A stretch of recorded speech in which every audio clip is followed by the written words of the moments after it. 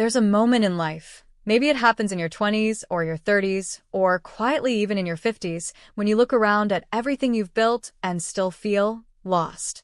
You've done the things society told you to do: study hard, be responsible, make others proud. You work, you show up, you try. You say, "I'm fine," when you're not. You hold space for others even when you're falling apart inside. But somewhere in all of that, you disappear. And when the world quiets down and you're alone with your thoughts, the truth starts echoing. I don't know who I am anymore. And that thought terrifies you. Because if you don't know who you are, then who's been living your life all this time? We all carry things no one sees. Some carry guilt. Some carry unspoken grief.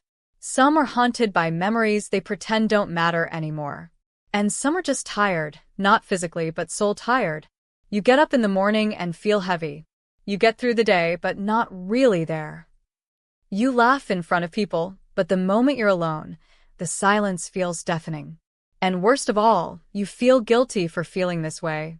Because on paper, everything looks fine. You're doing what you're supposed to.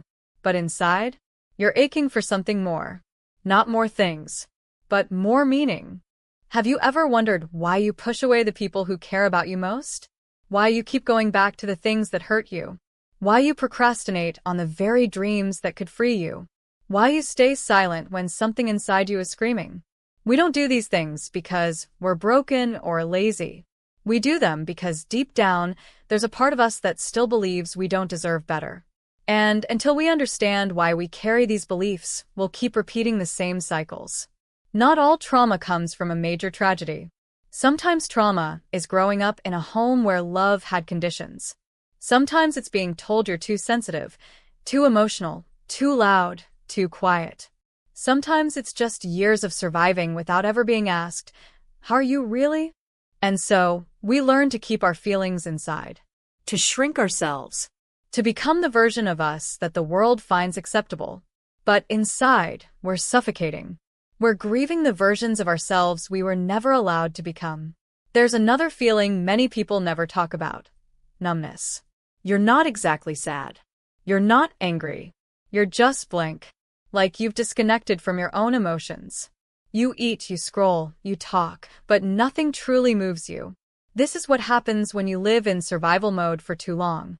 Your nervous system says, "I can't handle more pain." And so it shuts everything down, even joy. And then we wonder why we don't feel alive anymore.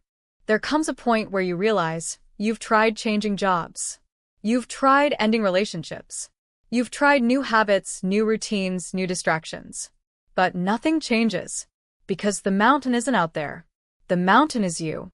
It's your fears, your limiting beliefs, your unhealed trauma, your resistance to change, your fear of being seen. And that's the scariest part, because now the work can't be outsourced. No one else can climb this mountain for you. Open book, and that's when I found the book, The Mountain Is You. It was during this heavy season of self-reflection that I came across a book, The Mountain Is You by Brianna Wiest. And I'll be honest, this wasn't one of those, "Oh, this book changed my life in one day" moments. This was a slow, emotional, mirror-in-your-face kind of journey. This book didn't give me advice. It gave me truth. It helped me understand that self-sabotage is not a personality flaw, it's a trauma response.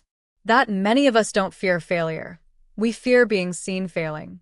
That we reject love not because we don't want it, but because we don't believe we deserve it. The Mountain Is You breaks things down in a way that feels like therapy on paper. It teaches you that the patterns you repeat are rooted in something you once needed to survive. Change is not about becoming someone else. It's about remembering who you were before the world taught you fear. The goal isn't perfection. It's awareness. Once you're aware, you have the power to choose differently. We live in a world that praises productivity, but ignores emotional health. That celebrates success, but overlooks the pain it's built on. That tells us to hustle, but never teaches us how to heal. And that's why this book is so important. Because it's not loud. It doesn't scream. It whispers truths you've been avoiding your whole life. And when you finally listen, you begin to come home to yourself. If you've been feeling stuck in a loop, if you're tired of fighting yourself, If you're quietly carrying pain you don't talk about, please read The Mountain Is You. But only if you're ready to stop blaming the world. Only if you're ready to stop running.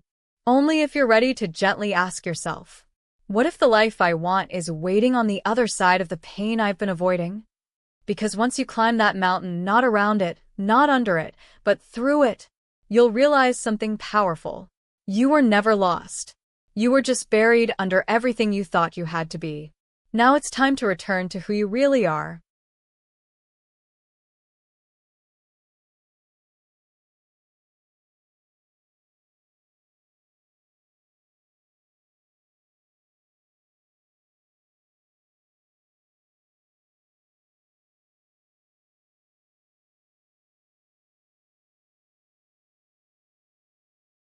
Being and wants to share helpful advice. The style is simple and easy to read, no complicated words or confusing theories.